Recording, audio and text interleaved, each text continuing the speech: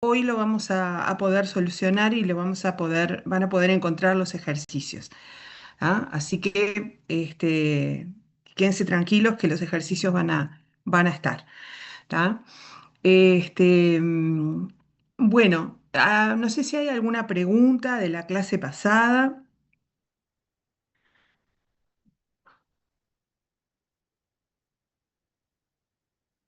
algo que les haya quedado que no hayan comprendido o que quieran agregar de lo que estuvimos viendo. ¿Vieron el PowerPoint? Pues ese sí lo subimos. ¿Lo vieron en EVA? Sí, está así. Sí, Ese yo sí sé. creo que está disponible. Bueno, si no, de todos modos, no se preocupen ahora. El PowerPoint es de lo que vimos en las clases pasadas. Y bueno, es algo muy, muy esquemático, ¿no? Pero bueno, es como una guía para que ustedes tengan. Bueno, em, en la charla de la clase, la charla pasada, en lo que quedamos, finalmente, en la conclusión a la que llegamos después de ver las distintas concepciones que se habían planteado a lo largo de la historia del derecho internacional privado, es que en la actualidad asistimos a una forma de ver el derecho internacional privado, según la cual su objeto, o sea, lo que le preocupa al derecho internacional privado es la relación jurídica privada internacional. ¿Sí? Eso es lo que al derecho internacional privado lo ocupa. Para poder abordar a esa relación jurídica privada internacional, que es, abro un pequeño paréntesis, o sea, es propia del derecho internacional privado. O sea, eso es una de las cosas que caracteriza al derecho internacional privado, tener un objeto propio. O sea, hasta ahora, en la facultad, ninguna disciplina había tenido como objeto de preocupación a la relación privada internacional. Esta relación privada internacional es de interés exclusivamente del derecho internacional privado.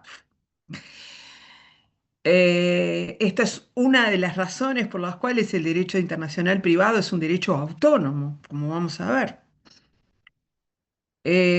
Entonces, para abordar esa relación privada internacional, a diferencia de lo que proponían las concepciones que hemos visto, que hemos visto en las clases pasadas, en la que cada una de ellas proponía un método exclusivo, o sea, un método único, una única manera de abordar su objeto.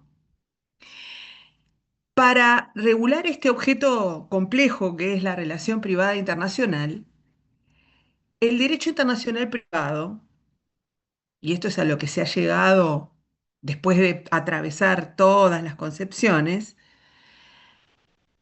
el derecho internacional privado necesita valerse de todos los métodos.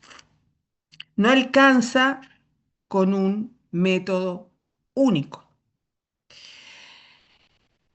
Es por eso que lo que se propone en la actualidad, ¿sí? Ya hace algún tiempo que eh, hay un consenso bastante importante en que en el derecho internacional privado lo que existe en la actualidad es un pluralismo metodológico. Y desde ya les hago esta prevención, porque nosotros nos hemos encontrado en exámenes, en escritos, donde se habla de que el pluralismo metodológico es un método. No, el pluralismo metodológico no es un método. El pluralismo metodológico, justamente como su nombre lo indica, abarca varios métodos, e incluye varios métodos. ¿no? Cuando hablamos de pluralismo metodológico, estamos hablando de varios métodos. Esos métodos que confluyen todos para regular a las relaciones privadas internacionales son los métodos que estudiamos cuando hablamos o cuando abordamos las distintas concepciones.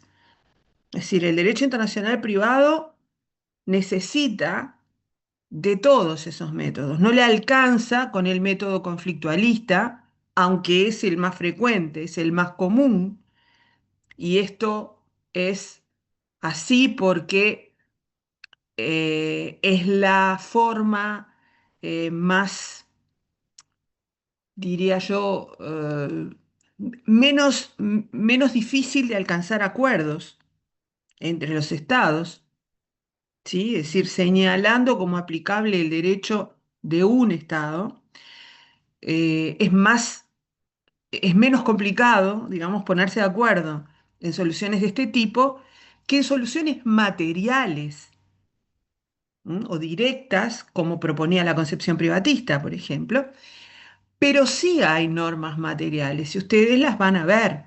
Capaz que si dieron una ojeada a las recopilaciones de normas, se encontraron por allí con alguna.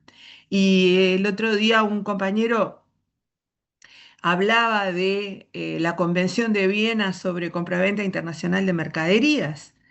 Justamente, ¿no? Este es un texto, es un instrumento del derecho internacional privado que aborda la materia comercial, regula este contrato de compraventa internacional de mercaderías, y si ustedes entran a la convención van a ver que no hay ni una sola norma de conflicto.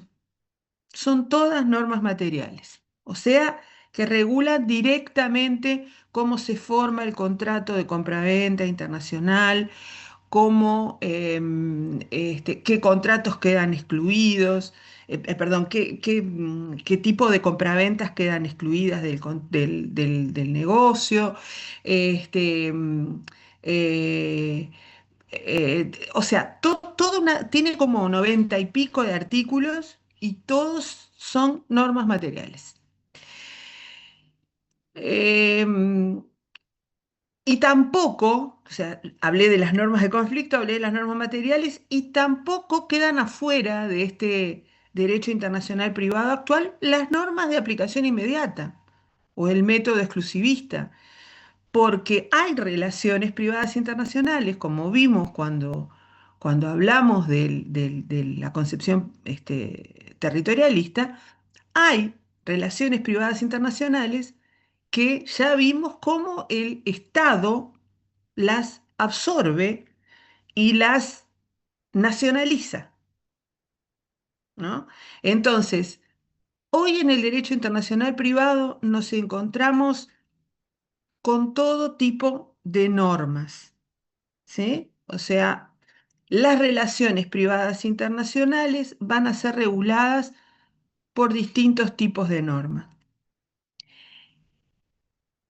Hay un trabajo del doctor Jorge Taliche, que ustedes capaz que también lo vieron en la plataforma, creo que lo dejé disponible, que es un trabajo que se llama Objeto y Método en el Derecho Internacional Privado, que es un trabajo que siempre todos los docentes lo recomendamos su lectura.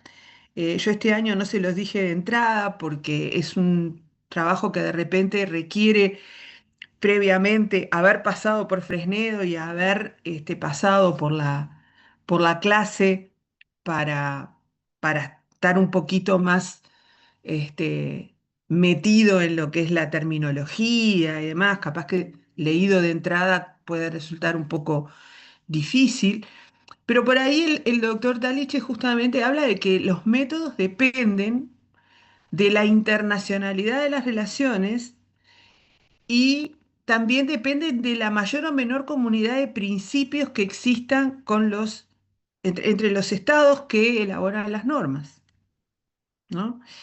Eh, es mucho más fácil, y por eso también existen más tratados, con estados con los que tenemos mayores vínculos, ¿sí? Mayores vínculos jurídicos, y también una mayor comunidad de idiosincrasia jurídica, ¿no? Como la Argentina, pónganle ustedes, o sin llegar a tanto tal vez, pero con los países de la región, que de repente con otros países con otra cultura subyacente, ¿no? Puede ser más difícil alcanzar normas en común. Y ni les digo alcanzar normas materiales, ¿no? En común. Entonces, ahí va a ser más difícil conseguir soluciones comunes de carácter material o directo, o sea, soluciones que directamente resuelvan el problema que nos plantea la relación privada. Y sin embargo, va a ser, en el caso de que podamos tener normas en común, va a ser menos arduo llegar a una solución de tipo conflictualista, ¿no? Entonces, todo esto es necesario para regular a la relación privada internacional. ¿Alguna pregunta sobre esto o comentario?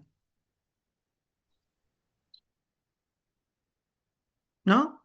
Bueno, entonces, ¿qué es la relación privada internacional? Porque si este es el objeto y de esto nos vamos a ocupar eh, durante todo el curso, o sea, durante todo el curso vamos a estar hablando de relaciones privadas internacionales, ¿sí? Entonces, ¿qué es lo que la caracteriza a esta relación privada internacional? Es una relación jurídica, o sea que le interesa, van a ser situaciones que le interesan al derecho, son relaciones privadas, y algo de esto ya dijimos antes, o sea, una relación privada. En principio, uno tiende a pensar que es una relación que se entabla entre sujetos del derecho privado. Y sí, es verdad, esto es así, entre sujetos del derecho privado, sean personas físicas o personas jurídicas. Vieron que todos los ejemplos de los que hemos estado conversando en este... Sí, sí, Sharon, ahora voy a eso. En principio, hablamos de personas físicas o jurídicas eh, y los ejemplos que hemos puesto, de los que hemos hablado de contratos entre dos sujetos, entre dos personas físicas, o llegamos a hablar de el funcionamiento de una persona jurídica, de una sociedad comercial que se constituye en un estado y luego pretende establecer una sucursal en otro estado, ¿sí? Eh, ahí hay una actuación de un sujeto del derecho privado, persona jurídica, que le interesa al derecho internacional privado, ¿no? Eh, También vamos a tener situaciones en las que tengamos personas físicas y jurídicas, ¿no? Cuando una persona física contrata, por ejemplo, con una persona jurídica. Entonces, fundamentalmente lo que nos vamos a encontrar van a ser situaciones de la vida que le interesan al derecho y que involucran a sujetos del derecho privado. Pero también dijimos que el Estado puede meterse en este tipo de relaciones, porque el Estado a veces actúa como un sujeto de derecho privado, ¿sí? No nos interesa a nosotros en nuestra disciplina cuando el Estado actúa como un sujeto del derecho internacional, ¿no? En sus vínculos con otros estados o con organismos internacionales. Ahí no nos va a interesar. Pero cuando el Estado o un organismo internacional incluso actúa como sujeto de derecho privado, cuando actúa, como ponían acá el ejemplo, adquiriendo un bien para sede de su embajada, ¿sí? Que de hecho esto no hay muchas embajadas que sean propiedad del Estado uruguayo, o sea, muchas embajadas nuestras en el exterior que sean propiedad del Estado uruguayo pero hay algunas, como en la Argentina, por ejemplo, que son propiedad del Estado uruguayo. Eh, Cuando ocurre esto, o cuando el Estado arrienda, ¿sí? Cuando alquila, cuando se alquila una sede para la embajada, ahí el Estado no está actuando, haciendo valer su poder de imperio, su soberanía, ¿no? Como cuando actúa ante otros estados o con otros estados, sino que actúa como un particular. Y lo mismo pasa con los organismos internacionales, ¿no? Que son personas jurídicas del derecho internacional, no están actuando eh, en s- de la misma manera que actúan como cuando ejercen o como cuando manifiestan su vínculo con los estados que los conforman. Cuando los organismos internacionales, los estados, arriendan, compran bienes, están actuando como sujetos de derecho privado. Y esa forma de actuar de esos sujetos sí le interesa al derecho internacional privado, porque entran en una relación privada internacional, entran en un vínculo privado internacional que al derecho internacional privado le interesa. Nosotros vamos a ver cuando en determinado momento del curso vamos a estudiar la actuación del Estado, o sea, cómo actúa el Estado en las relaciones privadas internacionales. ¿Cómo actúan los organismos internacionales en las relaciones internacionales? ¿Pueden hacer lo que quieran? ¿Pueden hacer cualquier cosa? Vamos a ver que los estados, los organismos, pueden tener determinados límites para actuar, ¿sí? Pero el derecho internacional privado entonces se interesa por esas formas de actuar de estas personas jurídicas que no son personas jurídicas privadas por naturaleza, tienen otra naturaleza, pero esto no las hace quedar excluidas per se del derecho internacional privado. Cuando actúan como sujetos de derecho privado, al derecho internacional privado le interesa mirar esa actuación. Cuando se involucran con sujetos del derecho privado, al derecho internacional privado, esos vínculos que entablan estas personas jurídicas le interesan. ¿Sí? Bueno, entonces dijimos que es una relación jurídica, es una relación privada y es una relación internacional. Y ustedes mismos hablaron en las primeras clases de cuándo una relación era internacional. ¿No? Estuvimos conversando de esto, algo de esto hablamos. ¿Y qué dijimos sobre esto? Cuando una relación privada es internacional. A ver si recuerdan esto. Cuando tenía un elemento de extranjería que fuera relevante. Ahí está. ¿Quién lo dijo esto? Stephanie. Stephanie, bien, porque tenía una manito levantada. Ángela, Hola, no sé si se sí, escuchan. sí se escucha. Sí, ya. No, justamente que una relación jurídica en sí, además de tener los elementos comunes, digo, una relación jurídica internacional, además de tener los elementos comunes de una relación jurídica que puede ser interna, como los sujetos, el objeto, la correlatividad entre las obligaciones y los deberes, esta va a tener uno de esos tres componentes que puede ser, que puede tener un elemento de extranjería que sea relevante.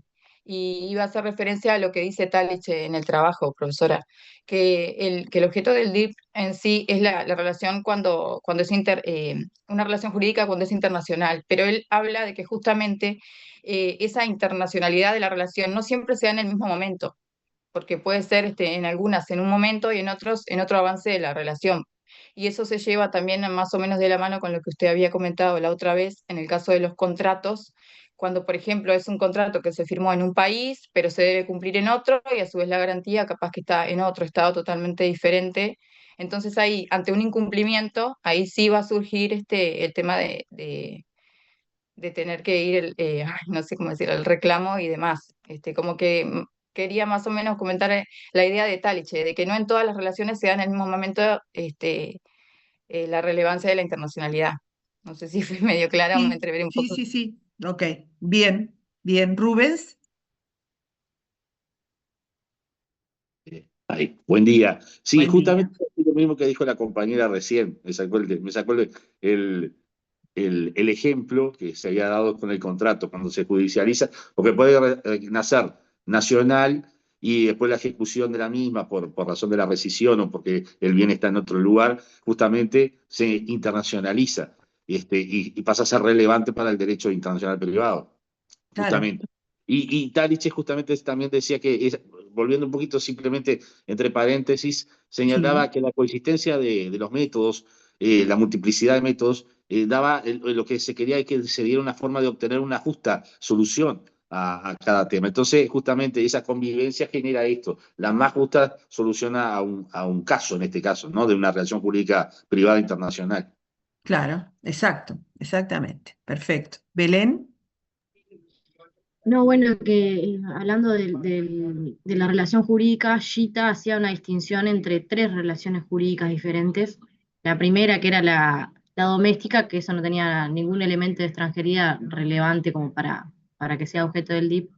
Después las otras eran, creo que en la última clase hablamos, bueno, un poco de esto. Las sí, otras eran las relativamente internacionales, que eran aquellas que nacen siendo nacionales, pero después, o sea, terminan siendo internacionales porque son analizadas desde otro estado. Y después las últimas eran las que eran absolutamente internacionales, que bueno, es el típico caso bueno, nada, eso. claro, esas relaciones absolutamente internacionales de las que hablaba Gita, que comentamos la clase pasada, eran esas relaciones que para él ameritaban utilizar el método sustancialista o las normas directas o materiales, porque eran normas que como ya nacían con múltiples vínculos con distintos estados, ya requerían de una solución expresa para ellas, ¿no? O sea, no que se aplicara la ley de uno de los estados, porque para él la ley de cuando una relación nace con múltiples vínculos con distintos estados, como aquel ejemplo que pusimos de una persona brasileña que se casa con o una persona que vive en el Uruguay que se casa con una persona que vive en el Brasil, se casan en la Argentina y tienen su primer domicilio conyugal en el Paraguay. Ya ahí encontramos desde el nacimiento de la relación, desde la constitución del vínculo, un montón de vínculos con distintos estados que para Gita hacían que no pudiera considerarse adecuada la regulación por la ley de uno de ellos, porque es una relación que ya desde su inicio tiene vínculos con un montón de estados. Entonces, en ese caso, decía Gita, la solución más adecuada es la de un derecho elaborado ex profeso para esa relación absolutamente internacional, o sea, para esa relación que desde que nace ya está vinculada con un montón de estados diferentes. Entonces, dijimos que la relación privada internacional es una relación que, o sea, cuya internacionalidad está dada por la existencia de un elemento de extranjería relevante. ¿Y cómo sabemos cuándo un elemento de extranjería es relevante? ¿No? Porque lo decimos así muy fácil, ese elemento de extranjería no es cualquiera.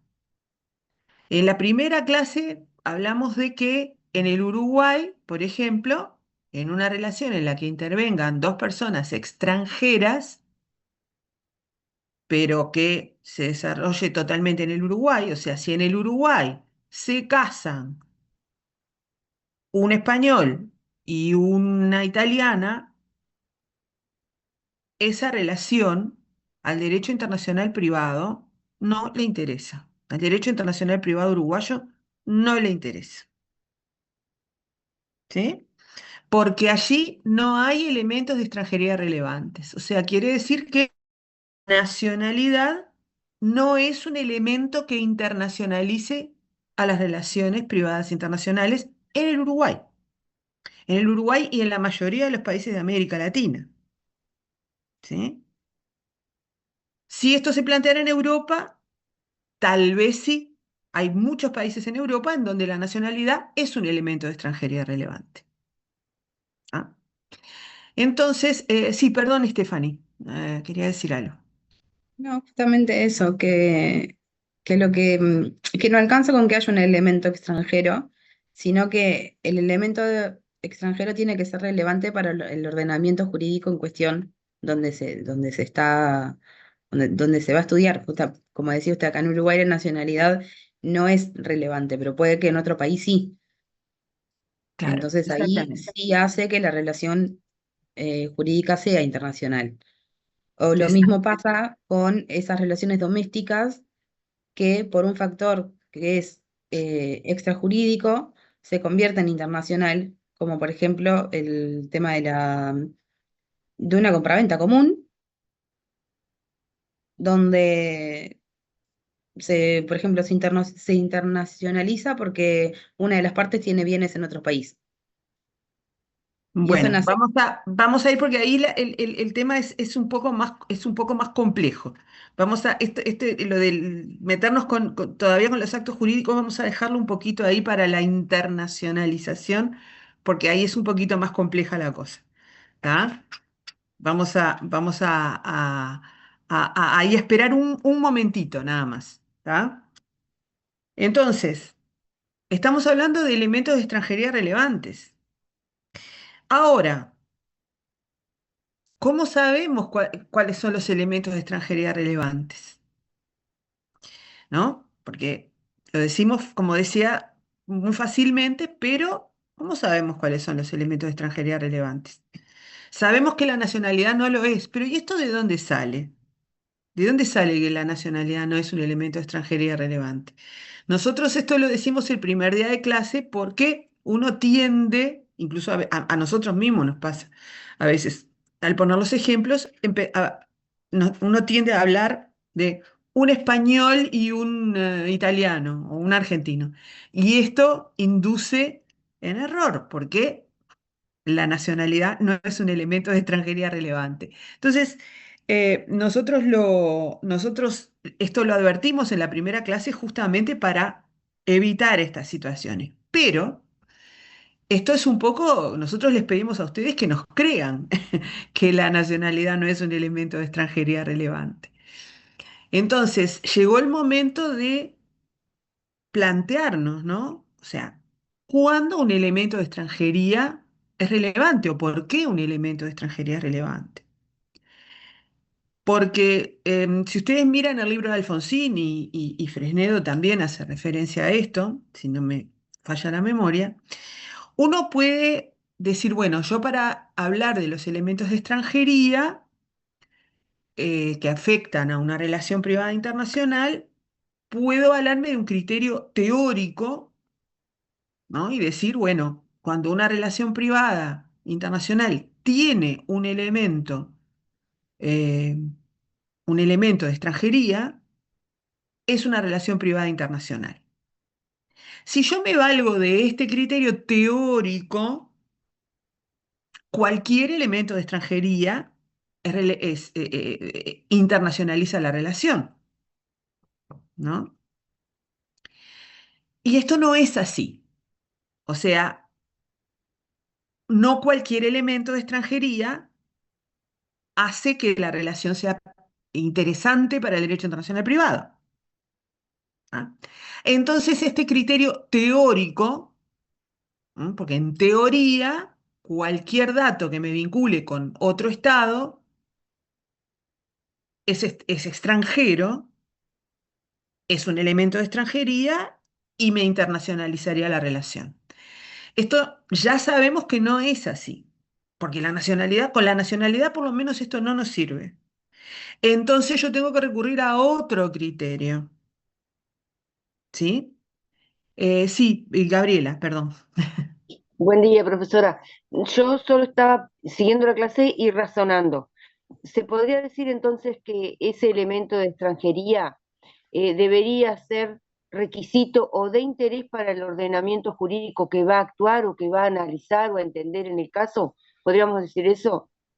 Sí, es así, es así. Por eso hablamos de un criterio positivo para determinar los elementos de extranjería relevantes. Sí, Carlos, El elemento de extranjería podría ser domicilio. bueno, un elemento de extranjería relevante para nosotros no es la nacionalidad, sino el domicilio de las personas. Ahora, ahora, el domicilio no internacionaliza cualquier relación.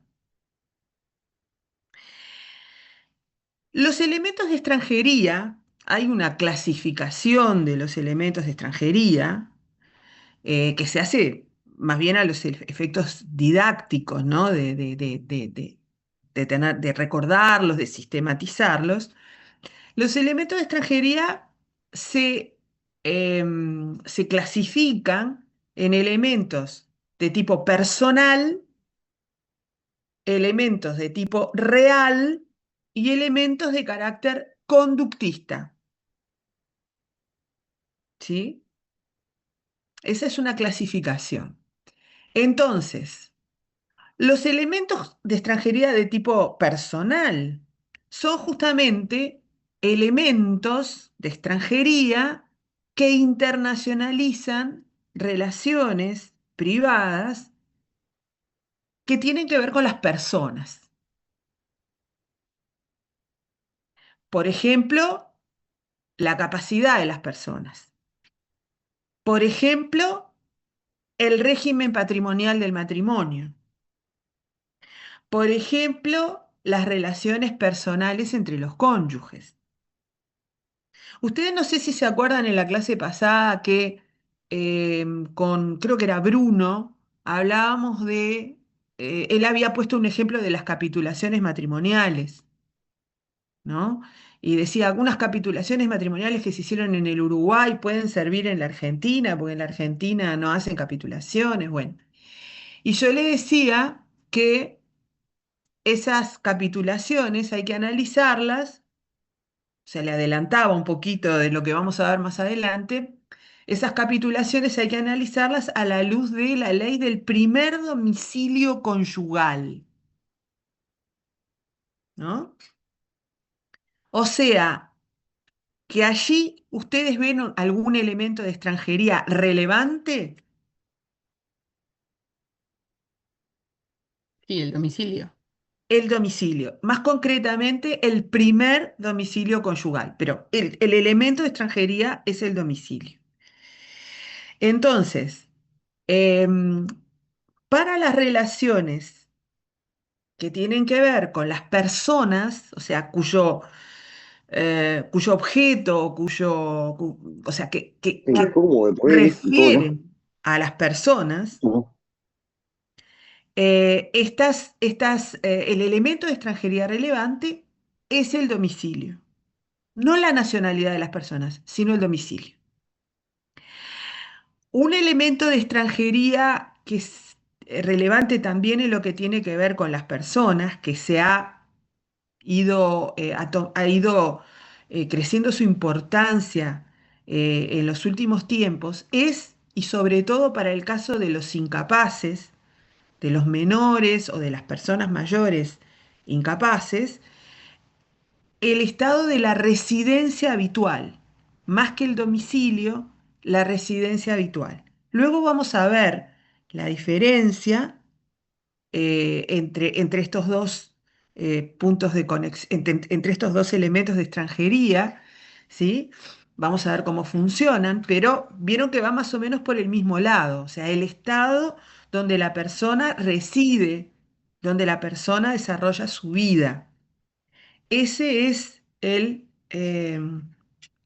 digamos, es la característica o es lo que le interesa al derecho internacional privado para internacionalizar, perdón, aquellas relaciones que refieren a las personas, ¿sí? Cuyo objeto son las personas. María,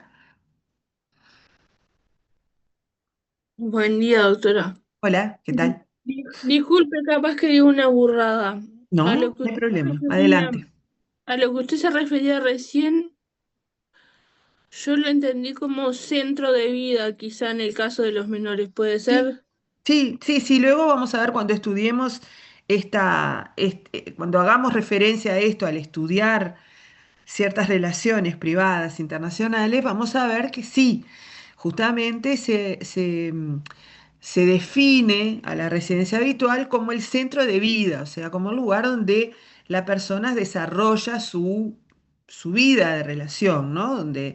Donde tiene sus vínculos, ¿no? Muchas gracias. Eh, sí, es correcto. Marcelo, Buen día, disculpe que estoy ¿qué un tal? poco resfriado. No Es hay decir, problema. por eso cuando existía el apéndice del Código Civil, el artículo 23, 93 y siguientes, creo que Quintín Alfonsín decía que el apéndice en realidad tendría que estar al principio del Código Civil, pero lo primero se tiene que fijar en la relación si es internacional y después si no es así, seguir por el derecho uruguayo. Sí, sí. En realidad, países que tienen incorporadas las normas de derecho internacional privado al Código Civil, estas normas están al principio. Nosotros las habíamos puesto en su momento al final para no alterarla, porque como eso pasa en los códigos más nuevos, ¿no? Pero en el nuestro, como las normas de derecho internacional privado se agregaron después de que el código En ya el, había sido aprobado, en el año entonces, 1941. claro, fue una ley, ¿no? Que se agregó al Código Civil, o sea, por la cual se agregaron esos artículos al Código Civil. Entonces, para no alterar la numeración del Código Civil, por eso se agregó como un apéndice. Pero en la mayor parte de los países del mundo en que las normas de derecho internacional privado forman parte del Código Civil están al principio. En el Código Civil español, por ejemplo, está al principio. En el Código brasileño están al principio. Sí, es así. Em, entonces, entre los elementos de extranjería o como elementos de extranjería relevantes para las relaciones de carácter personal o que ponen su foco en las personas, los elementos de extranjería relevantes son el domicilio de las personas o la residencia habitual de las personas, eh, según, ¿no? O sea, la residencia habitual, como les decía, funciona más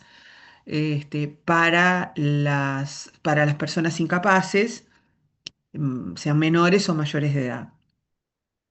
Después dijimos que había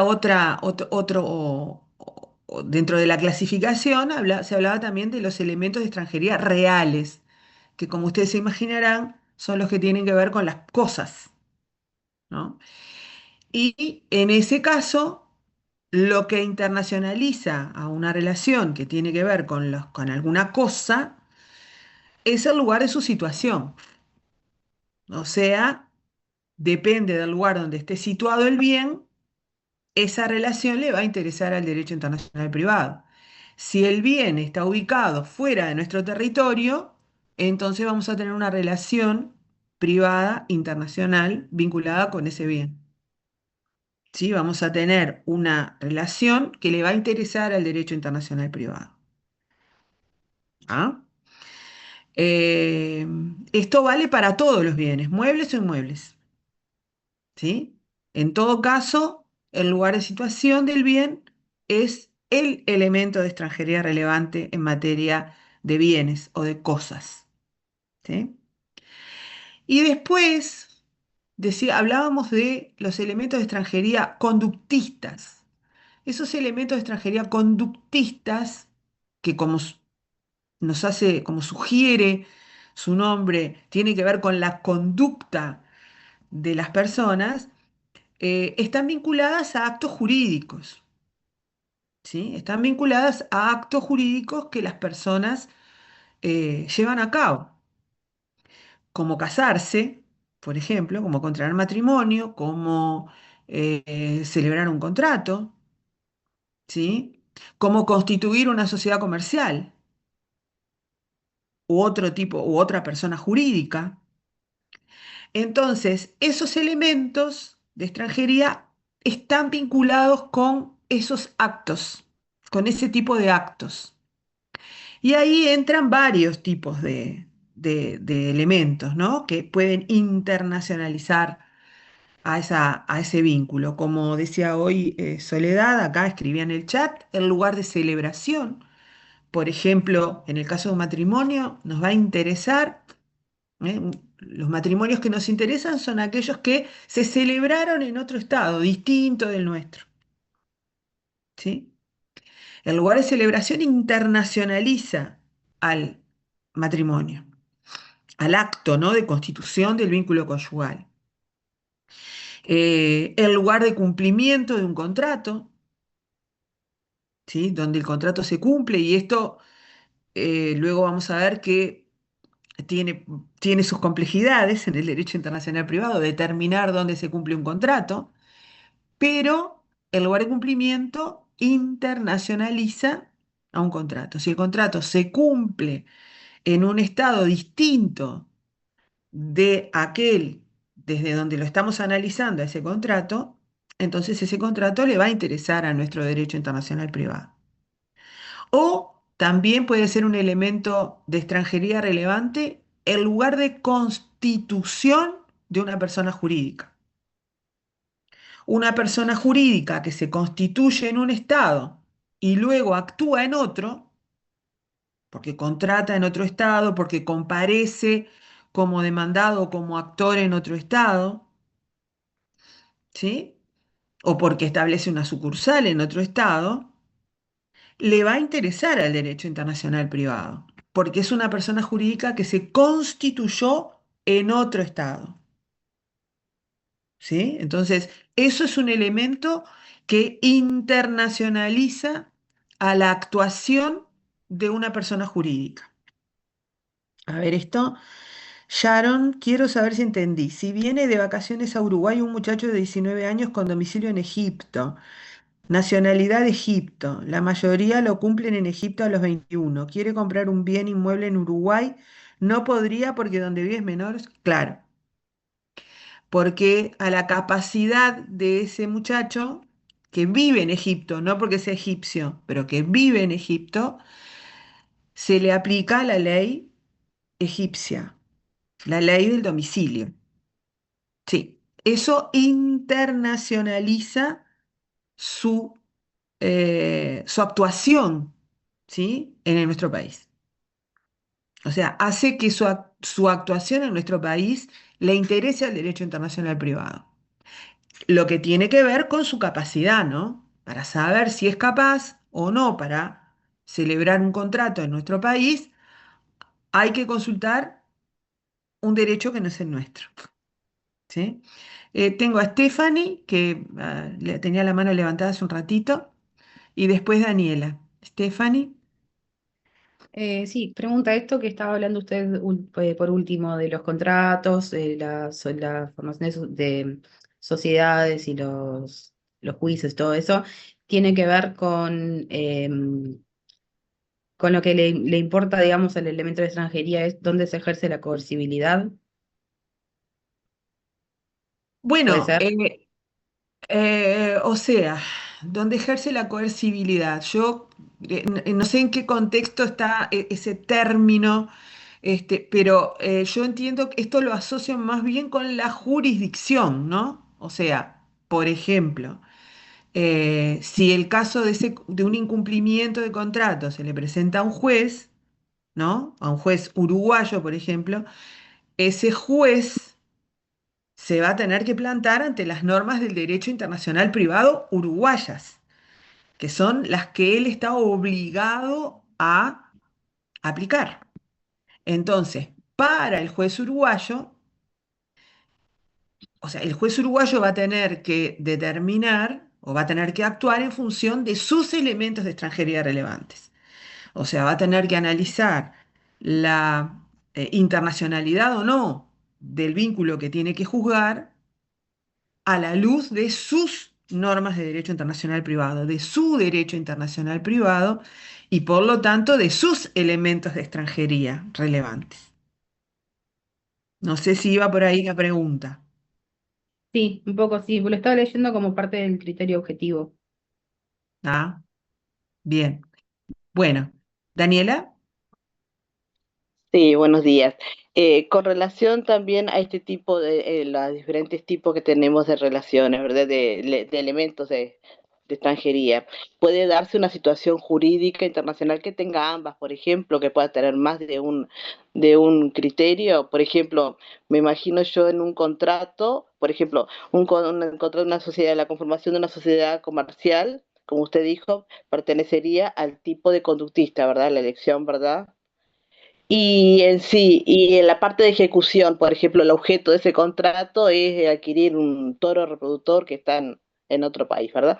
Sí, Entonces, allí tendríamos una combinación de los diferentes criterios de extranjería, ¿no?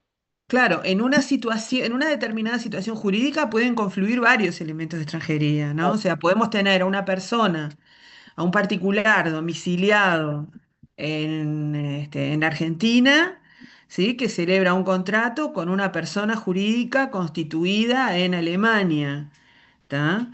Y que el cumplimiento de ese contrato el contrato se celebra en el Uruguay, pero el cumplimiento de ese contrato se produzca en el Brasil. Entonces ahí vamos a tener distintos elementos de extranjería que afectan a distintas partes de esa situación, ¿no? O sea, si yo quiero analizar si esa persona, si ese particular tiene capacidad para celebrar ese contrato, yo voy a tener que ir a la ley de su domicilio, a la ley argentina, para saber si esa persona jurídica que contrata con esta persona física tiene, o sea, puede actuar, está en condiciones de actuar, puede cumplir puede desarrollar ese tipo de actividades en el Uruguay, voy a tener que ir a la ley alemana, que es la ley de constitución de esa persona jurídica. Y para resolver el contrato, voy a tener que ir al lugar de cumplimiento. ¿No? O sea, son Bien, distintos aspectos, distintos problemas que afectan a distintas partes de esa situación. Pero sí, me puedo encontrar con varios problemas de esos. Me puedo encontrar con uno solo o me puedo encontrar con varios en el mismo caso. Sí, es verdad. Eso nos puede bien. pasar. Bueno, eh, entonces, estos elementos de extranjería relevantes, ¿no? Que son los que hay algunos otros, mencionamos los más importantes, pero ahí puede aparecernos otros. Eh, no sé, en el caso de la responsabilidad extracontractual, tenemos otro elemento de extranjería relevante, que es el lugar donde ocurrió el hecho que da origen a la responsabilidad, ¿no? Ese es otro punto, otro elemento de extranjería relevante. Entonces, podemos encontrarnos con otros elementos.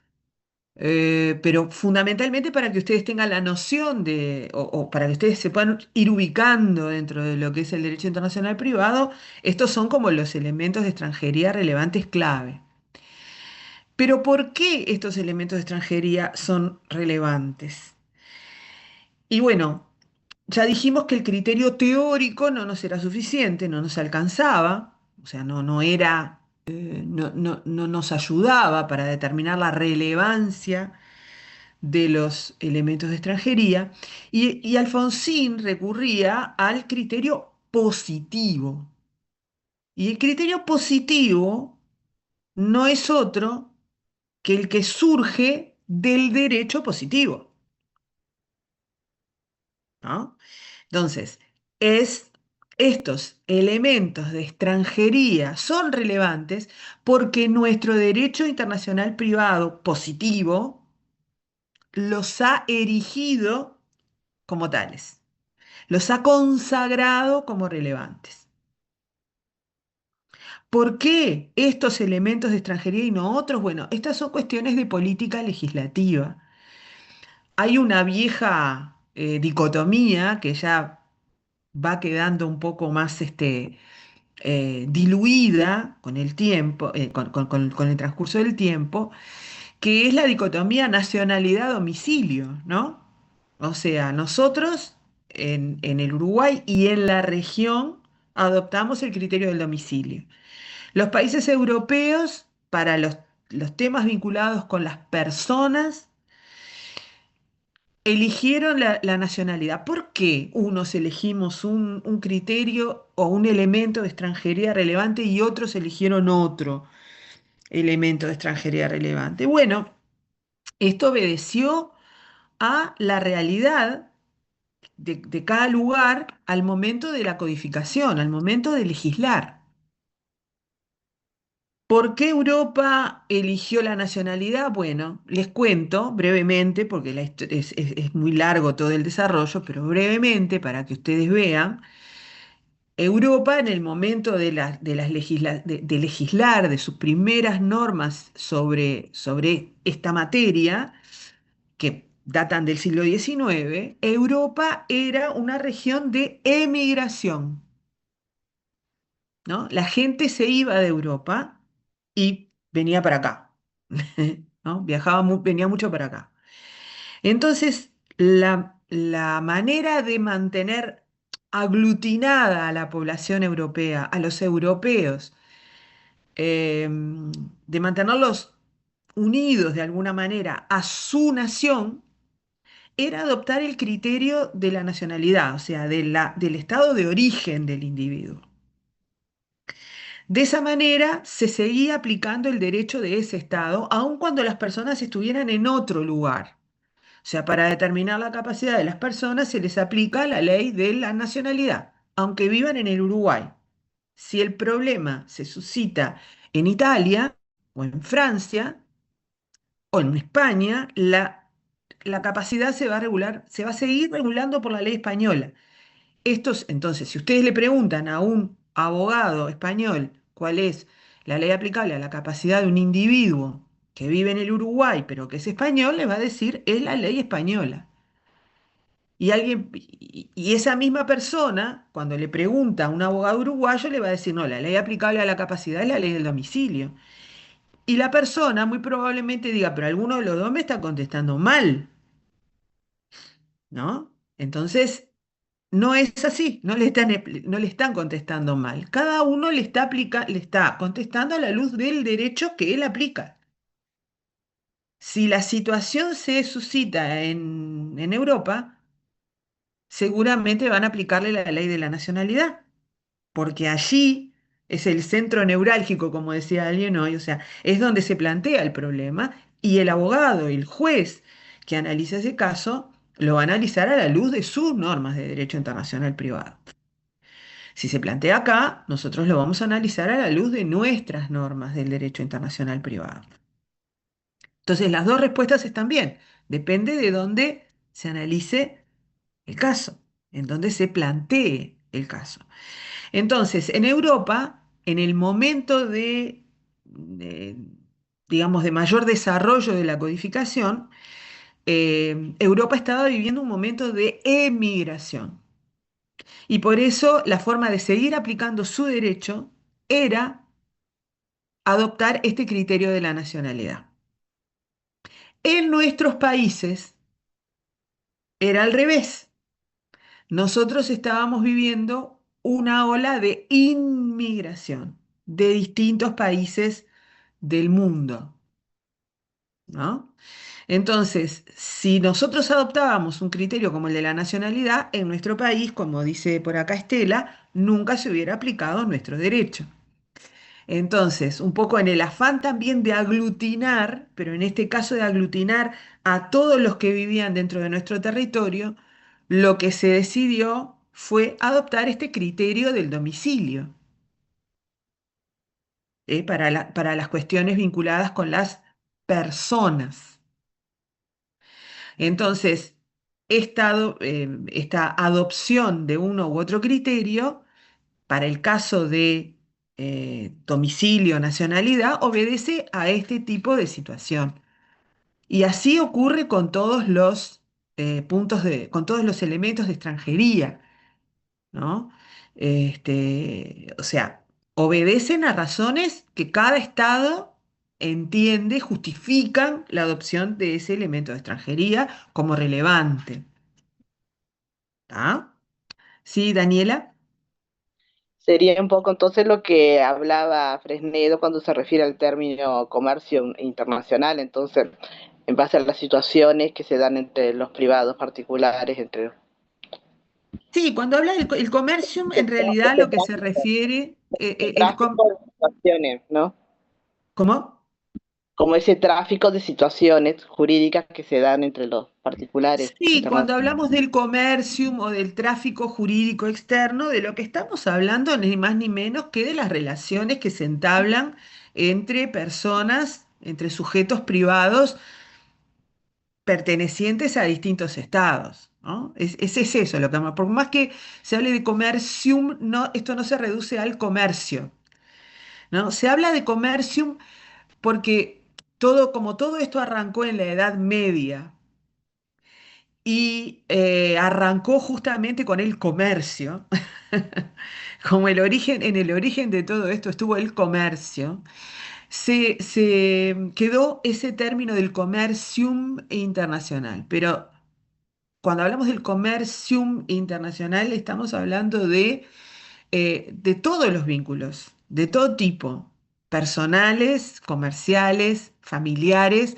que trascienden las fronteras del Estado, ¿no? Y eso también queda incluido dentro del concepto de tráfico jurídico externo, ¿no? Sí, Ángela. Sí, ahora que hizo la compañera el comentario del comercio y esto que usted estaba diciendo de como de transponer las fronteras, recordé algo que leí ayer de Herbert, que él habla de una relación, no habla de una relación jurídica específica en sí, sino que dice que cualquier relación jurídica que se dinamiza es una relación internacional, porque transpone las fronteras.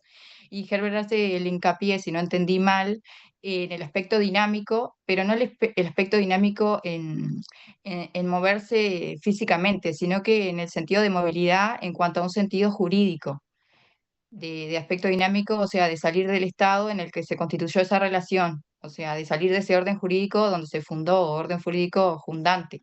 Sí, sí, claro, sí.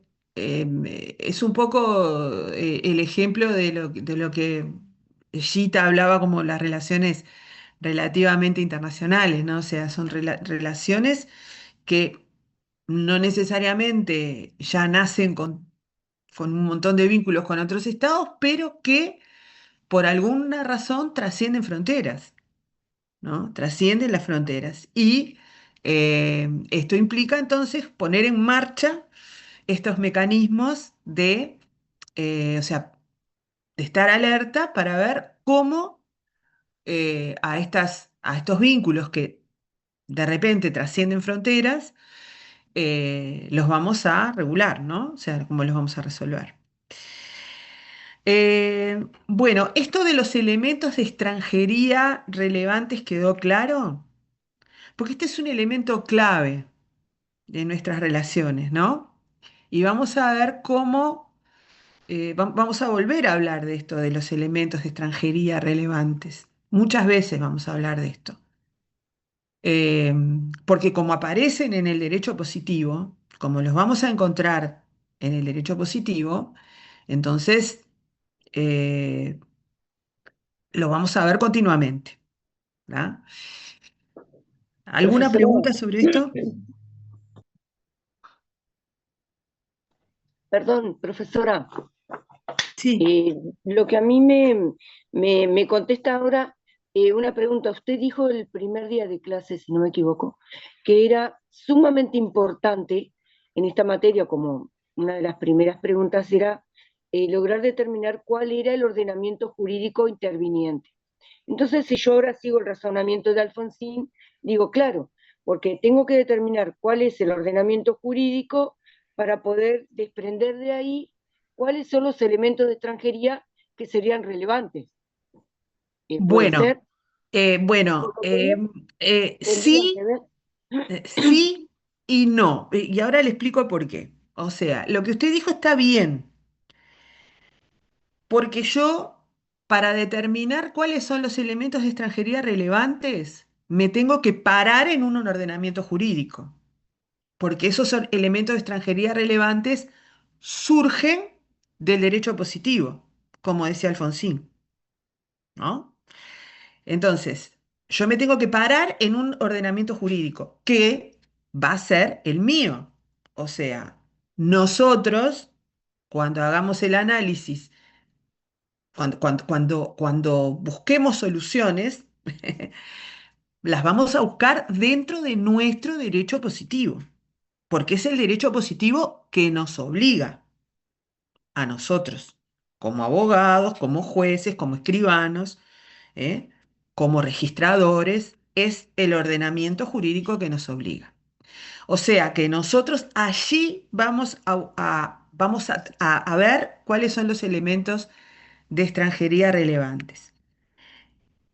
Esto que usted está diciendo, esta reflexión suya, me lleva a decirles, espero que lo comprendan y si no lo comprenden, me preguntan,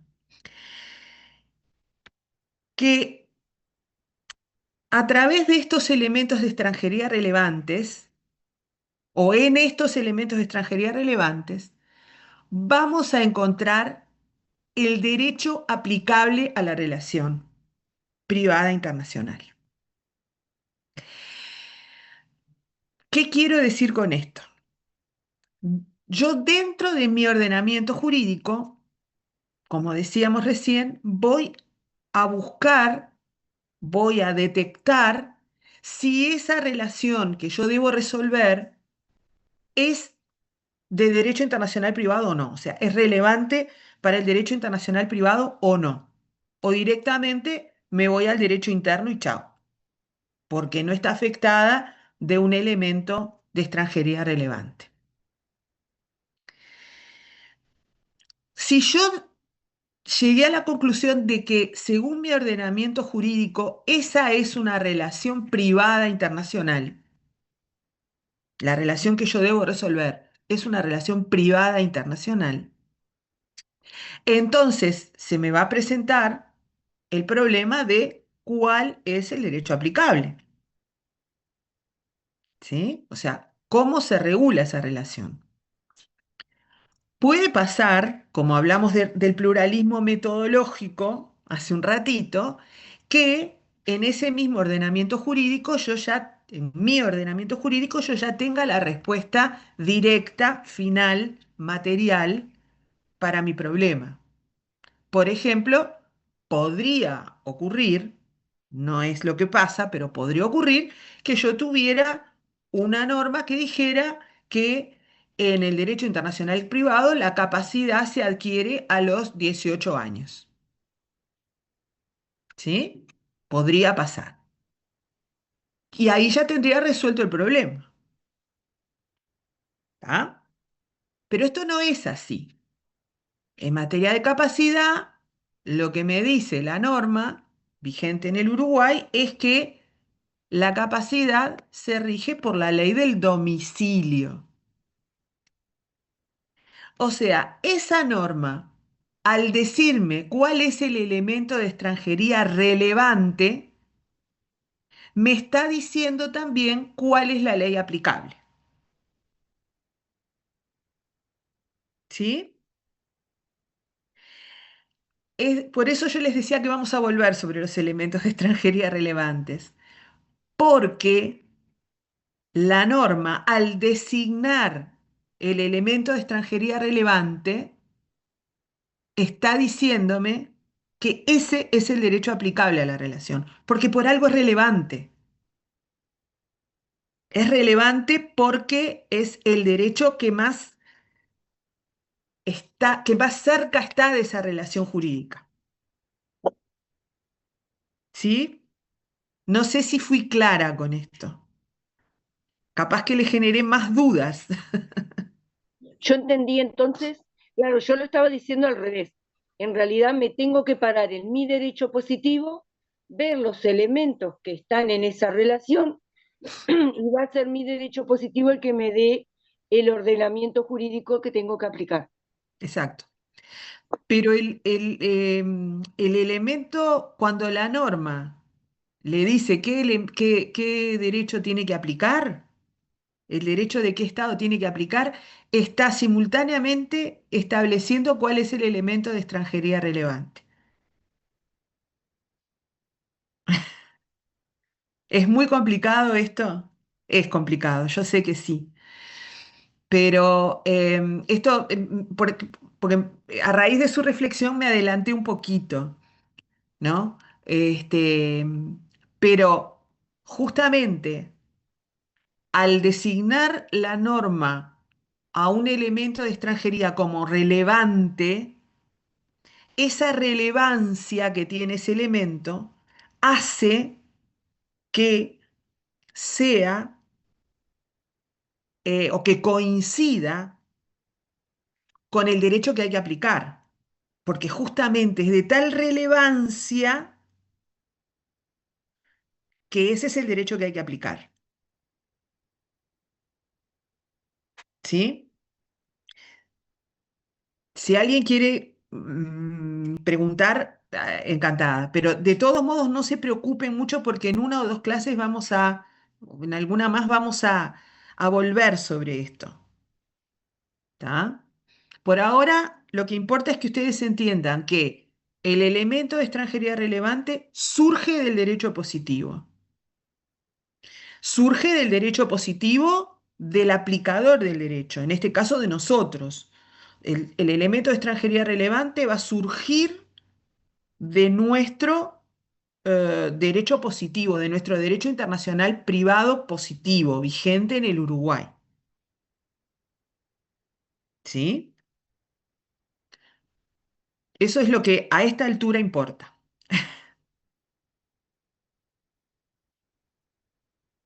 ¿Alguna pregunta?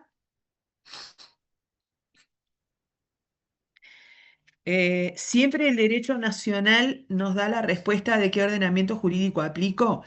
Bueno, no sé si entiendo bien la pregunta, pero primero, siempre el derecho, o sea, la respuesta acerca de de qué ordenamiento jurídico es aplicable, la tenemos que buscar en el derecho positivo.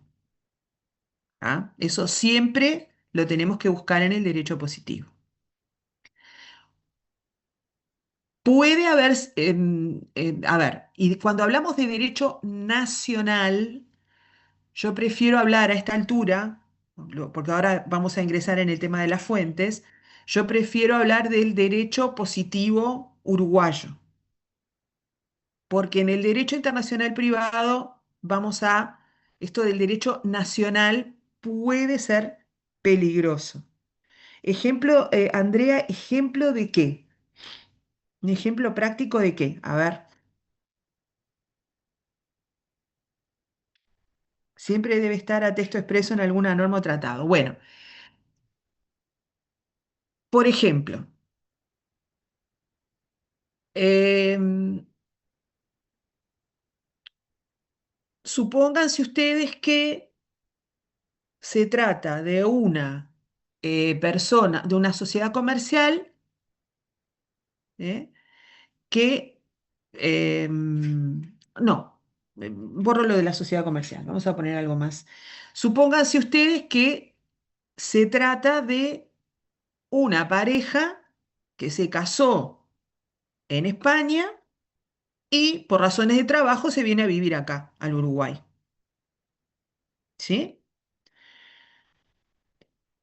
Están viviendo en el Uruguay y en algún momento se plantea la necesidad de determinar si esa pareja está casada o no. O sea, ellos dicen, nosotros estamos casados. Bueno, ellos tienen que acreditar si están casados o no, sea para contratar, sea para lo que sea.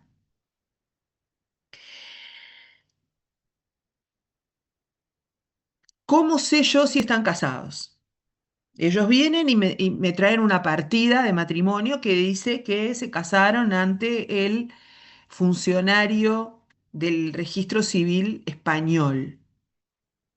¿Sí? Ahora, eso creo que pusimos un ejemplo parecido en la primera o segunda clase, eso solamente me prueba que ellos se casaron en España. Hay una partida que documenta un acto jurídico celebrado en España.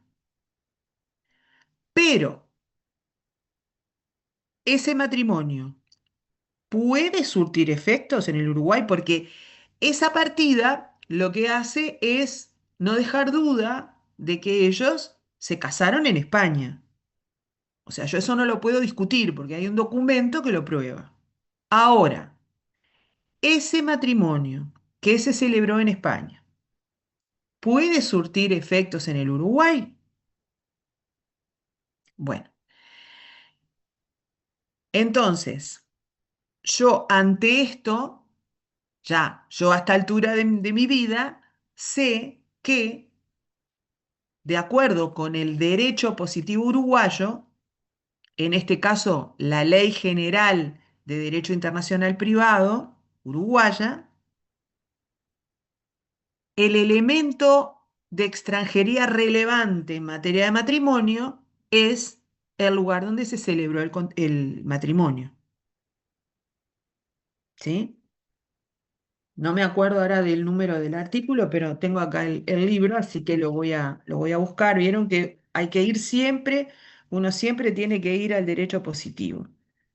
El artículo 22, Sí. el artículo 22 dice justamente que la ley del lugar de la celebración del matrimonio rige la capacidad de las personas para contraerlo, la forma, la existencia y la validez del acto matrimonial. Con lo cual me confirma esto que yo les decía hoy más temprano, de que el lugar de celebración del matrimonio es un elemento de extranjería relevante.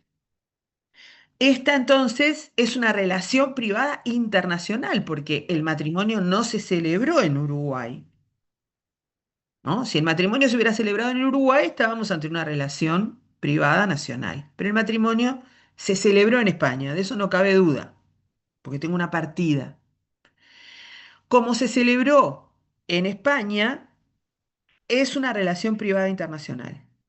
Lo mismo hubiera ocurrido si el matrimonio se hubiera celebrado en la Argentina, ¿ah? O en cualquier otro lado. Es una relación privada internacional. Entonces, esta norma, este artículo de la Ley General de Derecho Internacional Privado, a mí me dice que estoy ante una relación privada internacional, porque dice que el elemento de extranjería relevante es el lugar de celebración. Pero dice más este artículo. Dice que la ley aplicable a la forma del matrimonio, a la capacidad para contraerlo, etcétera, es la ley del lugar de celebración. O sea que al decir que el elemento de extranjería relevante es el lugar de celebración, también está diciendo que esa ley de ese lugar es la aplicable.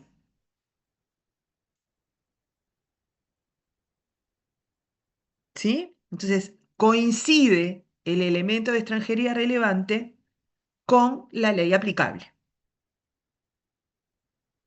Cecilia. A mí, para dar un ejemplo, a mí me pasa con una clienta que yo tengo que es española, y ella acá en Uruguay ha comprado distintos inmuebles y ha vendido. Y ella es casada en España. Yo no sé si es en toda España que rige esto o es en Cataluña específicamente, porque eso no lo tengo claro. Pero que ellos cuando se casan es distinto al casamiento acá en Uruguay porque directamente no nace la sociedad conyugal, sino que por el contrario, ellos es como que, o sea, nosotros cuando nos casamos normalmente tenemos la sociedad conyugal y para que no nazca la sociedad conyugal tenemos que hacer cosas extras o la capitulación o la separación judicial de bienes. Pero ellos por el contrario es al revés. Ellos directamente cuando se casan no nace la sociedad conyugal. Entonces ella puede venir acá y actuar independiente, o sea, sin la firma del esposo para que los compañeros entiendan. Entonces, cuando le lleva la documentación a los escribanos, tiene que llevarle todo, unos documentos que ella tiene que explican que la forma de la sociedad conyugal de ella es así y por lo tanto cuando ella vende los bienes que tiene no precisa la firma del esposo porque se rige por la ley del lugar donde ella se casó. Bueno, bien, muy bueno el ejemplo, porque es de la vida real, está muy bien. Sí, en España pasa de que si bien ellos tienen tienen unas normas sobre régimen de bienes, según la comunidad autónoma, o sea, hay comunidades autónomas que tienen reglas sobre régimen de bienes, reglas internas, ¿no?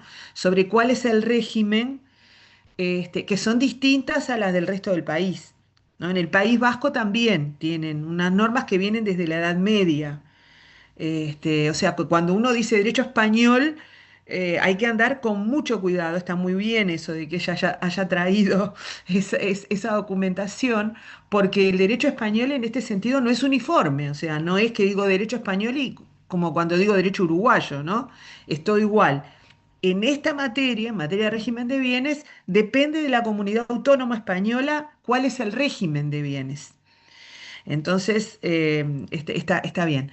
Pero efectivamente, en ese caso, como dijimos que todo lo que tiene que ver con las personas en el Uruguay se internacionaliza o el elemento de extranjería relevante está dado por el domicilio, acá lo que importa, lo que internacionaliza este vínculo que trae la compañera, que es el régimen de bienes de ese matrimonio, es el domicilio conyugal, el primer domicilio que tuvo ese matrimonio.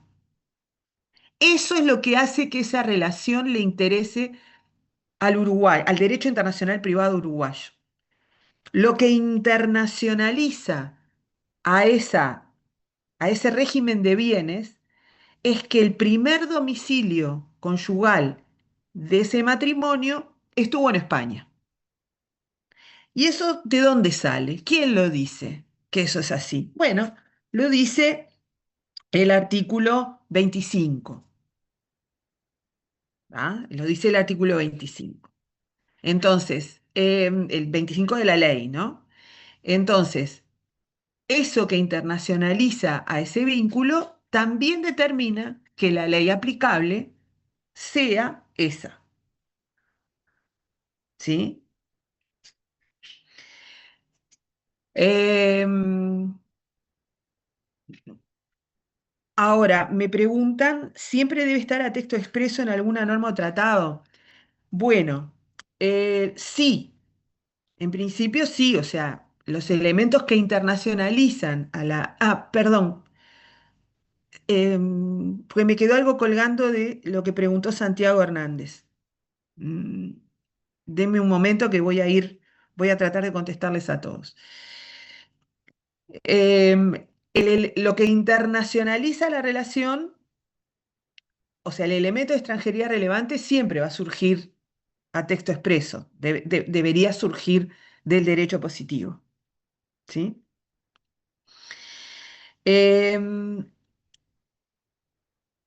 Vamos a ver que hay situaciones que no están contempladas en el derecho positivo. Les doy el ejemplo más actual, porque nosotros con la ley esta de Derecho Internacional Privado, que es bastante nueva, se trataron de cubrir una cantidad de cosas que antes no estaban cubiertas, de situaciones más novedosas que antes no estaban cubiertas, pero igual quedaron cosas sin cubrir. Y uno de los temas que está sin cubrir es el de la maternidad subrogada, por ejemplo.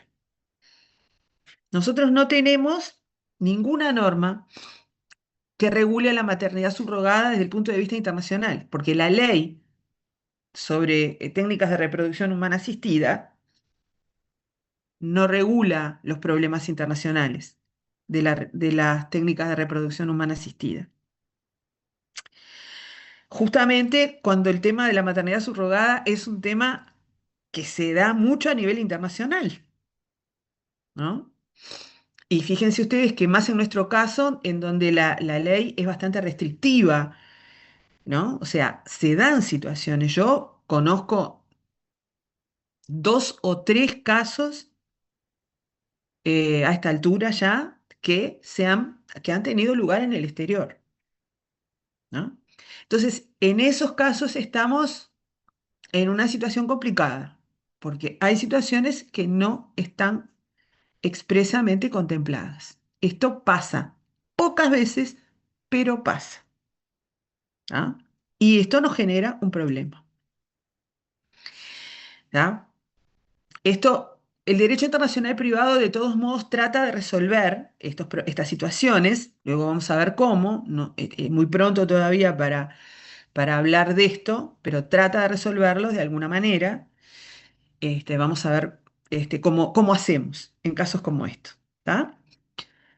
Em, pero lo otro a lo que yo quería hacer referencia es lo que decía Santiago Hernández, es siempre el derecho nacional nos da la respuesta de qué ordenamiento jurídico aplico. Y yo decía, yo prefiero hablar del derecho positivo uruguayo, porque hablar de derecho nacional, sobre todo a la luz de lo que vamos a ver ahora en materia de fuentes y de naturaleza del derecho internacional privado, puede ser equívoco. ¿Tá? Dejémoslo, o sea, lo dejo así. O sea, hablar del derecho nacional em, no es no es es estrictamente correcto en derecho internacional privado. Ahora va a entender por qué cuando hablamos de la naturaleza y las fuentes. Siempre el derecho positivo o normalmente el derecho positivo es el que nos da la respuesta de qué ordenamiento jurídico aplico. A veces pasa que no está regulado el problema. Y ahí es donde hay que buscar mecanismos para ver cómo resolvemos el problema. Igualmente. ¿Ah? No sé si fui clara. Sí, Santiago. Sí, buen día. ¿Qué tal? Justamente a eso apuntaba con la consulta. O sea, primero tenemos que ir siempre, o están estos casos excepcionales que ya comentó recién, pero digo, en la mayoría de los casos tenemos que ir siempre a la Ley General de Derecho Internacional Privado, ¿verdad? Bueno, vamos a ver que esto no es tan así. Vamos a ver Ahí que va. esto no es tan así. Por eso yo les decía, porque hemos puesto ejemplos con la ley general, pero vamos a ver que esto no es tan así. ¿Tá? Em, tenemos que entrar en el tema de la naturaleza y las fuentes para ver cómo funciona esto. ¿Tá? Em, sí, sí, derecho nacional nos remite al derecho interno y no solamente al derecho interno. Aguarden un poquito, tengan un poquitito de paciencia, que ahora con el tema de la naturaleza y las fuentes vamos a entrar en eso, justamente, que es una de las peculiaridades del derecho internacional privado. Otra de las peculiaridades. Em, claro, hay tratados y convenciones, exactamente. Bueno, ¿alguna otra pregunta sobre esto? Bueno, em, si ustedes leyeron, si ustedes empezaron a leer el tema de la naturaleza del derecho internacional privado, se habrán encontrado con que este problema de la naturaleza en nuestra materia es bien importante y refiere a dos aspectos que están vinculados con su nombre, al privado y al internacional. O sea, el derecho internacional privado es un derecho privado. El derecho internacional privado es un derecho internacional, perdonen, pero mi perrita hoy está un poco nerviosa. Este, entonces, cuando hablamos del tema de la naturaleza, nos vamos a plantear estos dos, o sea, o se va a plantear desde estos dos ángulos, ¿no? El derecho internacional privado, ¿es un derecho privado? Vamos a arrancar por este. ¿El derecho internacional privado es un derecho privado? Bueno, plantearse si es un derecho privado o no ha dado lugar a distintas posiciones, ¿sí? Ha dado lugar a distintas posiciones. Uno puede decir, bueno, es un derecho privado, porque en realidad lo que regula son relaciones privadas internacionales, ¿no? Entonces, desde ese punto de vista, este es un derecho que es privado, es un derecho privado. Em, Sin embargo, hay quienes han sostenido que el derecho internacional privado no es tan privado. Y miren ustedes por dónde viene esta vuelta. Porque hay quienes han sostenido que en la medida que el derecho internacional privado elige el derecho aplicable de uno u otro Estado o elige el juez competente, ¿no? Determina el juez competente, lo que está haciendo de alguna manera es trabajar o elegir soberanías, ¿no? Entonces, en la medida en que el derecho internacional privado distribuye o elige leyes aplicables o jueces competentes, está manejando cuestiones de soberanía. Y desde ese punto de vista, no sería un derecho tan privado, ¿no? La verdad es que, en primer lugar, ¿no? Esta frontera entre lo público y lo privado es cada vez más difusa, ¿no? Es cada vez más difusa. El derecho internacional privado, creo que también lo dijimos esto en la primera clase o en la segunda, eh, se nutre y tiene vasos comunicantes con el derecho internacional público, por ejemplo, cuando toca cuestiones que atañen a los derechos humanos, que sobre todo en materia de derecho de familia y de minoridad tienen, y sobre todo en los últimos tiempos, una incidencia cada vez mayor. El derecho internacional privado, fíjense ustedes que no sé si ustedes miraron la guía didáctica que subimos a EVA, pero ustedes habrán visto que en el programa de Derecho Internacional Privado, y este es una parte, uno de los problemas que tenemos que resolver, entra toda la materia procesal internacional. O sea, todo lo que atañe a la cooperación judicial internacional, a la eficacia de sentencias, de lo que hablamos como problemas que resuelve el derecho internacional privado, se estudian en el capítulo del derecho procesal internacional. El derecho procesal en el derecho interno no es un derecho privado, ¿no? No es un derecho privado el derecho procesal. Pero nosotros lo estudiamos dentro del derecho internacional privado, al derecho procesal internacional, ¿no?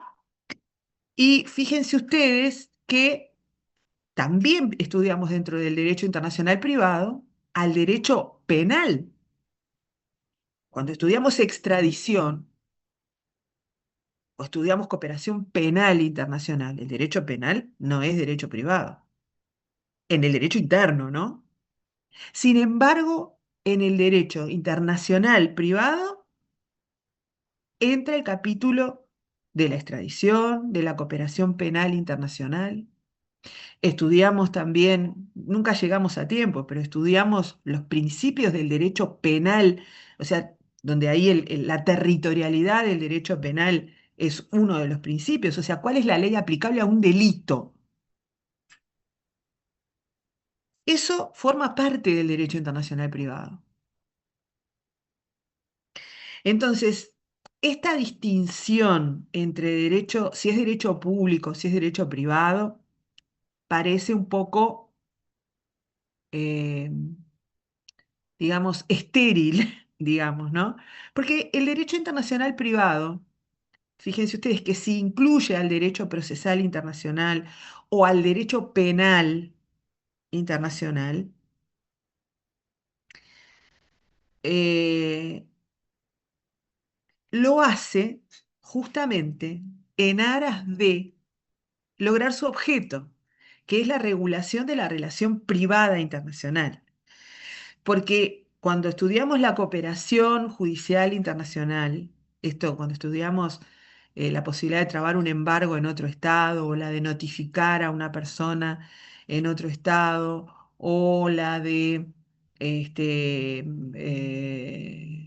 tomar prueba en otro estado, esto tiene que ver también con regular a la relación privada, ¿no? O sea, con encontrar respuestas para esa relación privada, que ha dado lugar a una controversia en relación con la cual es necesario, por ejemplo, tomarle declaración a un testigo en el exterior. O sea, todo esto contribuye a aquello de lo que hablábamos de la continuidad jurídica de las relaciones privadas, a- más allá de las fronteras. ¿Sí?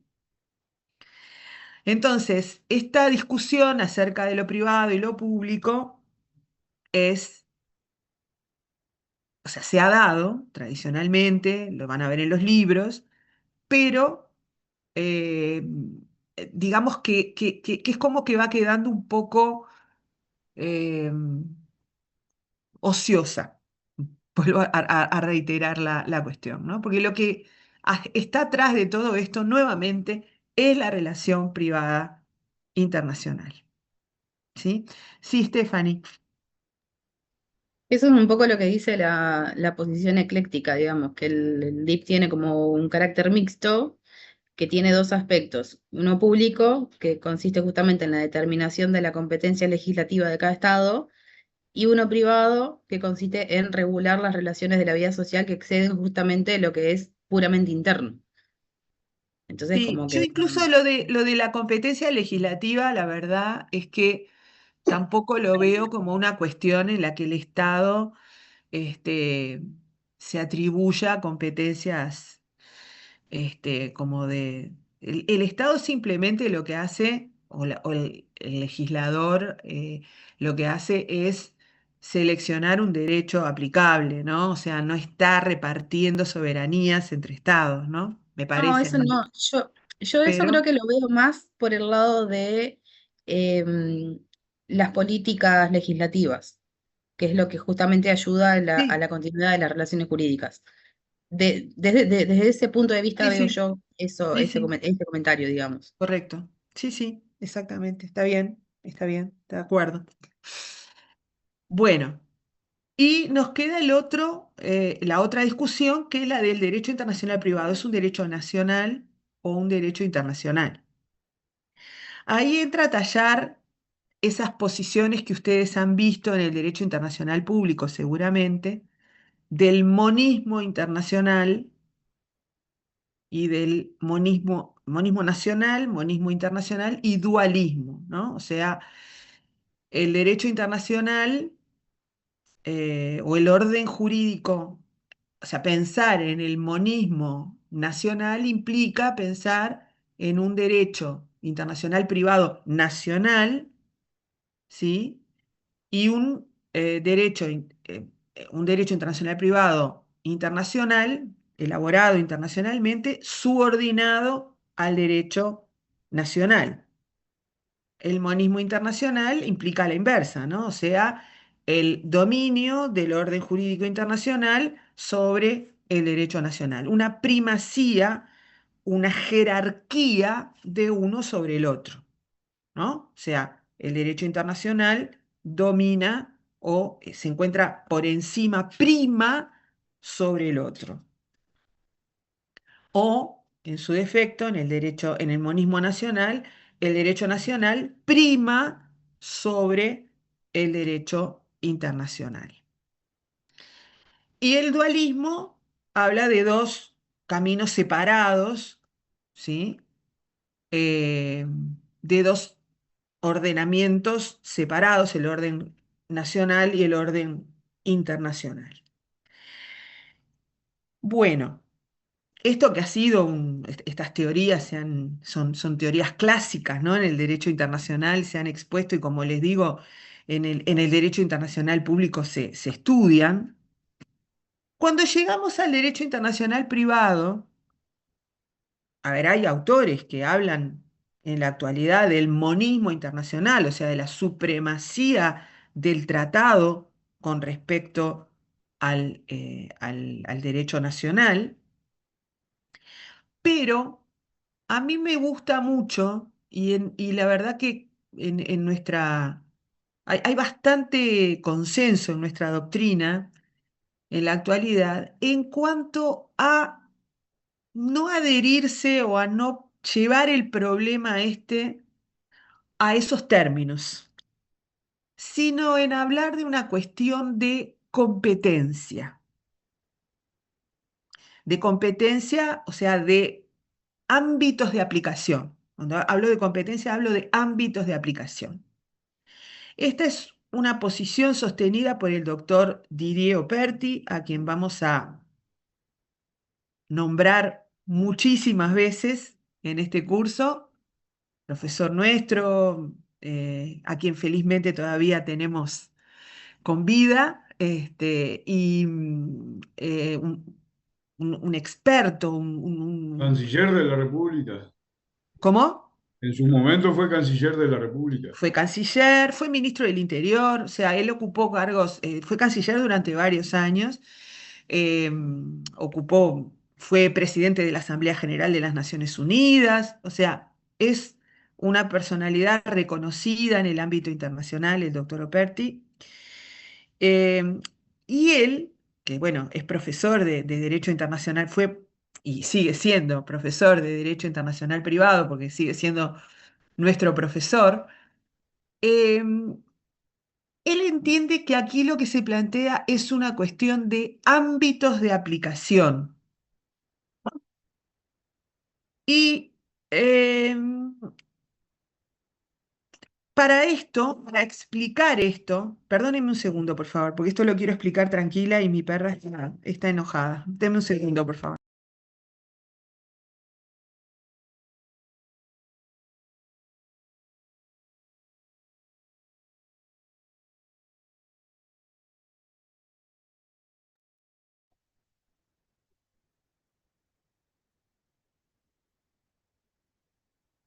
Para explicar esto, para conversar de esto, a mí me gustaría que ustedes busquen, acudan a un texto, a un tratado que vamos a manejar mucho en este curso, desde ya, que es la Convención Interamericana sobre Normas Generales del Derecho Internacional Privado. Y también les voy a pedir que tengan a mano el artículo 1 de la Ley General. ¿Sí? Pero vamos a empezar por la Convención Interamericana sobre Normas Generales del Derecho Internacional Privado, que es en el tiempo el primer texto. No sé si la tienen por ahí a mano. Yo lo tengo acá, profe. No sé qué Bueno, artículo. el artículo 1, vamos a ir al artículo 1, que es el primerito nomás. Ah. La determinación de la norma jurídica aplicable para regir situaciones vinculadas con derecho extranjero se sujetará a lo establecido en esta convención y demás convenciones internacionales suscritas o que se suscriban en el futuro en forma bilateral o multilateral por por los Estados partes. En defecto de norma internacional, los Estados partes aplicarán las reglas de conflicto de su derecho interno. Bueno, antes de entrar a analizar este artículo, les quiero comentar, esta convención interamericana de normas generales es una convención de la que Uruguay es parte, que fue aprobada en el ámbito interamericano, como su nombre lo dice, en el marco de la OEA, en el marco de digamos, de un órgano que se creó en su momento, que fueron las CIDIP, CIDIP, las Conferencias Especializadas Interamericanas de Derecho Internacional Privado, que se reunieron periódicamente, cada 4 o 5 años, se reunieron esas conferencias y elaboraron normas, tratados de derecho internacional privado.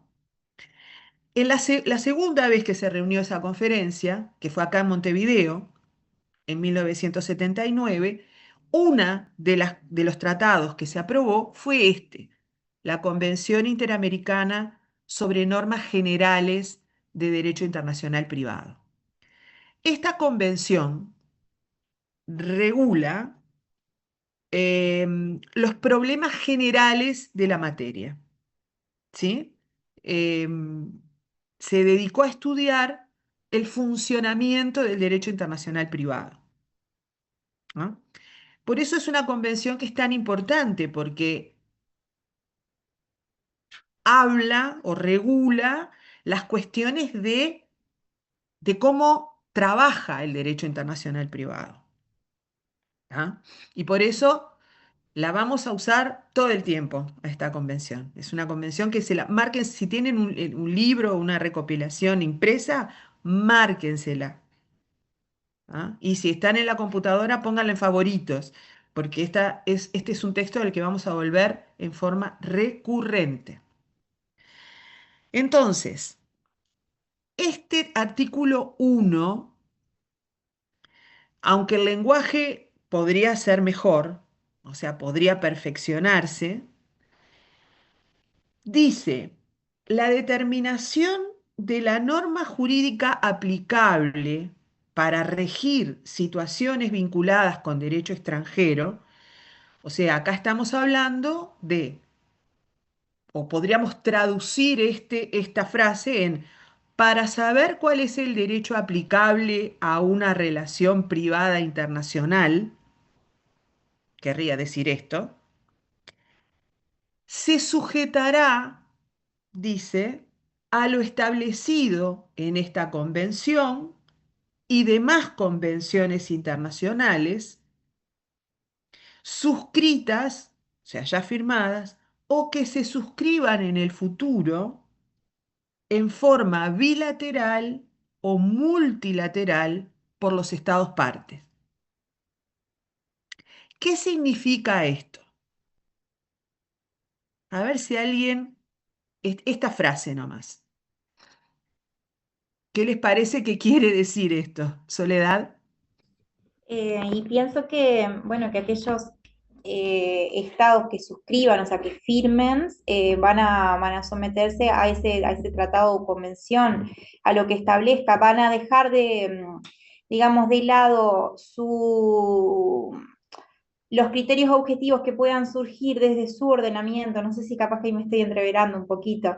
En aquello que hablábamos de lo que era relevante desde nuestro punto de vista, eh, aquellos criterios relevantes, lo extranjero relevante desde nuestro ordenamiento, sino que directamente vamos a pasar a regirnos por lo que establezca ese tratado en lo que refiera a la relación con ese país que también suscribió ese tratado. No sé si capaz me entreveré un poquito, pero creo Bueno, que es eso.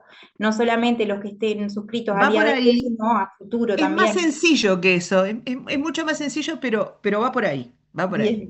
Bien. Stephanie.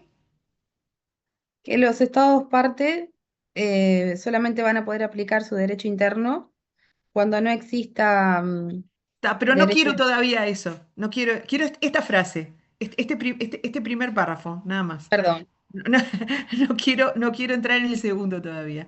Rubens. Sí, y creo que lo que señala es que dicha convención o las que se suscriban posteriormente se ratifiquen y sean parte del derecho positivo de ese país. Bueno, Digamos, vamos por ahí, vamos por ahí. Solana.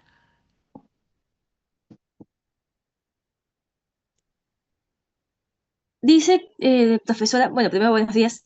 Dice que, al menos en ese primer párrafo, que los estados partes de la convención van a, en cualquier situación que los involucre a nivel internacional en conflictos, van a dar la prioridad a la convención, y si la convención no lo cubre, ahí sí van a recurrir al derecho interno, pero como que primeramente van a la convención.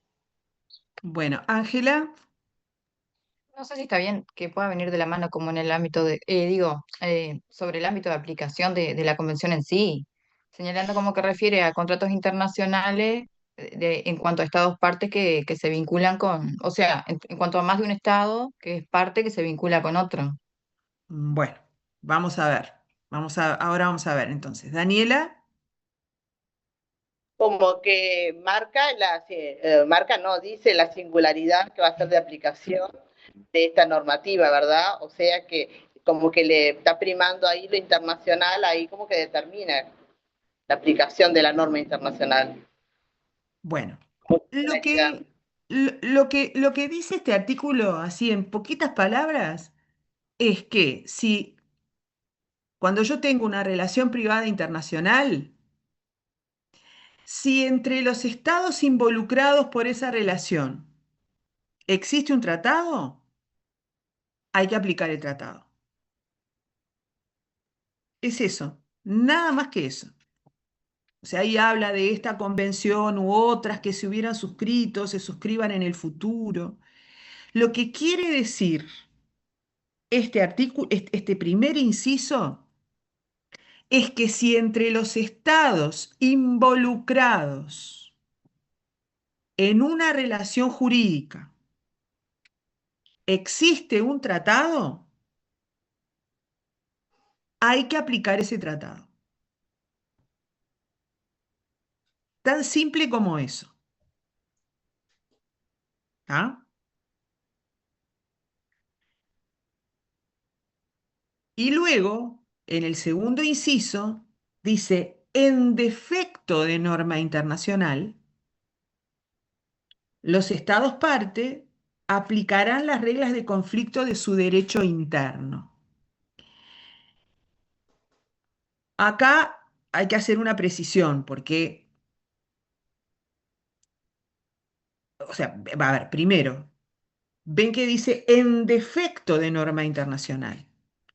Si entre los estados involucrados en la relación privada internacional no hay un tratado,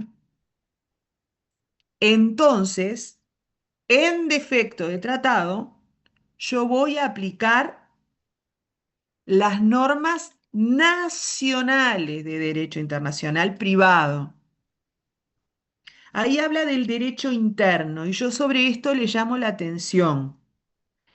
Cuando nosotros hablamos de derecho interno, o sea, acá hay una imprecisión de la convención. Cuando nosotros hablamos de derecho interno, hablamos del derecho elaborado por el Estado para resolver las cuestiones nacionales, o sea, de las normas que conocemos hasta ahora del Código Civil, del Código de Comercio, del Código General del Proceso, hablamos de esas normas. Eso es el derecho interno. El derecho interno es el derecho pensado para regular las relaciones nacionales. Lo que ocurre es que el Estado, además de esas normas pensadas para las relaciones nacionales, también elaboró normas pensadas para las relaciones internacionales, como la Ley 19.920, que es derecho uruguayo también, pero no es derecho interno uruguayo. Esa, la ley 19.920 es derecho internacional privado nacional uruguayo. Lo que los estudiantes le llaman, para hacerlo más corto, el DIP nacional. ¿Les queda clara esta distinción? Porque es importante esta distinción. En el ordenamiento jurídico nacional uruguayo, tenemos al derecho interno, que es el derecho que conocemos hasta ahora, que ustedes vinieron estudiando hasta ahora, el Código Civil uruguayo, el Código de Comercio, el Código de Aguas, el Código Rural. Eso es el derecho interno. El derecho pensado por nuestro legislador, elaborado por nuestro legislador, para regular las relaciones nacionales internas. Y por otro lado tenemos, para regular a las relaciones privadas internacionales, a las normas de derecho internacional privado de fuente nacional, como la Ley 19.920, que no es la única, pero es la más importante. Esa Ley 19.920 fue elaborada por el legislador uruguayo, por el Parlamento uruguayo, para regular relaciones internacionales. Fue pensada para regular relaciones internacionales, no relaciones internas, no relaciones nacionales. ¿Se dan cuenta de la diferencia? Entonces, lo que dice el inciso segundo del artículo 1 de la Convención Interamericana es: cuando yo no tengo tratado o cuando no existe un tratado entre los estados involucrados en la relación privada internacional que yo tengo que resolver, si no tengo tratado, yo voy a mis normas nacionales de derecho internacional privado.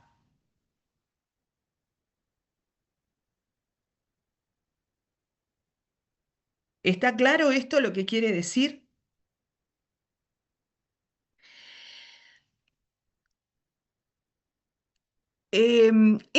Esto es una regla de oro en el derecho internacional privado. Esto es algo que nosotros le metemos como con calzador en la cabeza siempre a los estudiantes. Y es esto: cuando yo me enfrento a una relación privada internacional, lo primero que me tengo que preguntar, siempre, lo primero que me tengo que preguntar es: ¿con este país con el que me vincula esta relación, yo tengo tratado? Porque si la respuesta es sí, tengo tratado, entonces yo tengo que buscar la respuesta a mi problema, a la regulación de esa relación, en el tratado. Y si la respuesta es no, no tengo tratado, recién ahí entonces yo voy a ir a mi ley 19.920. Y esto es muy sencillo. Si yo tengo un tratado, si el Uruguay está vinculado con ese Estado a través de un tratado, el Uruguay está obligado a aplicar ese tratado. Hay una obligación internacional asumida por el Uruguay de aplicar el tratado que ratificó o al que adhirió.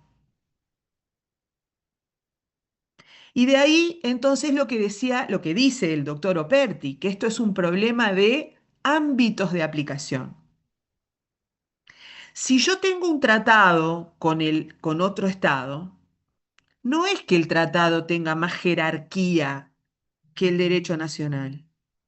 Es que, habiendo un tratado con otro Estado, yo estoy obligado a aplicar ese tratado. En ese espacio regulado por el tratado no entra la ley nacional, porque tengo un tratado que estoy obligado a aplicar. Y en el espacio de la ley no entra el tratado, porque si yo llegué a aplicar la ley nacional de derecho internacional privado, es porque llegué a la conclusión de que no tengo tratado con ese país.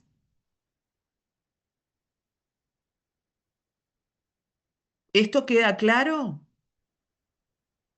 Sí, Patricia.